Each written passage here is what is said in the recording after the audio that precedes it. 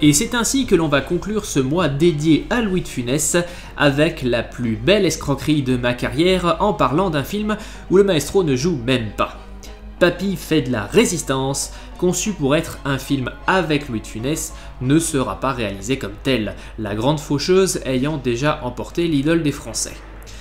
Le film en lui-même finira par devenir culte, poussé par un casting aux petits oignons et rempli de superstars. Soucieux d'honorer un monument de l'histoire du cinéma français, le film lui sera dédié. Kaamelott aussi, mais c'est une autre histoire.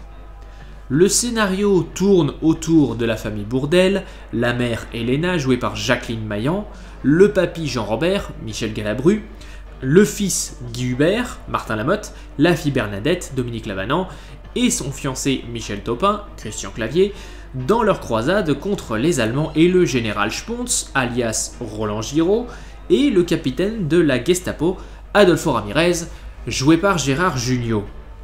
Entre la résistance d'un côté, les pressions du Reich de l'autre, la persécution de la Gestapo et le mystérieux héros super résistant, la dissidence est en marche. Je vous fais grâce des détails juste pour vous dire que le film mérite son statut de classique. Certes, c'est pas la plus finaude des critiques de la société, mais ça se prend suffisamment au sérieux pour trouver toujours la voie la plus drôle. Une fois de plus, c'est le rôle de Funès qui nous intéresse, ou plutôt son absence de rôle.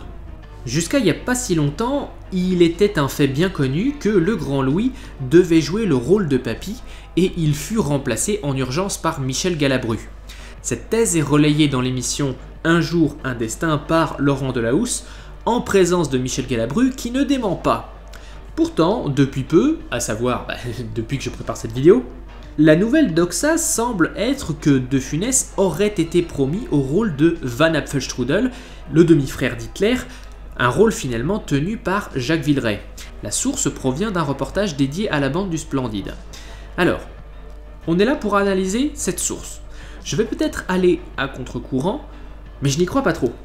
Déjà d'une part, parce que j'ai plus confiance en Michel Galabru qu'en ceux qui ont cru que Les Bons Étroits était une bonne idée. Mais aussi à cause de la présence de Jacqueline Maillan, qui a déjà joué la compagne de Louis de Funès dans Pouic Pouic. Et si on regarde bien Papy fait de la résistance, on constate que Papy et Mamina, à savoir Galabru et Maillan, jouissent d'une étrange complicité qui aurait parfaitement convenu à Louis de Funès. En plus de certains passages dans le script où Papy s'énerve de manière un peu trop caractéristique. Le rôle de Van Apfelstrudel, lui, convient moins. Toujours stoïque jusque dans le visage, on est aux antipodes d'un De Funès et ses mimiques charmeuses ou explosives, mais toujours en mouvement. De plus, et là c'est peut-être pinaillé au plus haut point, mais de tous les films que l'on a vus jusqu'à maintenant, dans combien Louis de Funès a-t-il joué le vilain? Il y a le corneau, et c'est tout. Peut-être la traversée de Paris, mais ça dépend de votre définition de vilain. Sur ce, mon réquisitoire est terminé, votre honneur. Ce qui semble être maintenant la vérité absolue, je souhaite la récuser. Je crois que Louis de Funès était destiné au rôle du Papy, et pas Van Apfelstrudel. Alors effectivement, on n'a peut-être pas parlé beaucoup du film sur celle-là, mais bon, une fois de plus, Louis de Funès n'est pas dedans. Ceci dit, par rapport à ce que je pense être une petite controverse, je serais curieux de savoir quel est votre avis sur la question. Alors, regardez le film, c'est devenu un classique, et il mérite son statut. Et entre deux grosses barres, demandez-vous quel rôle aurait été le mieux adapté à Louis de Funès, et postez votre ressenti dans les commentaires. Je serais ravi de vous lire et d'en débattre. Quant à nous, et après ce mini exposé, je vous retrouve demain pour... vous verrez demain.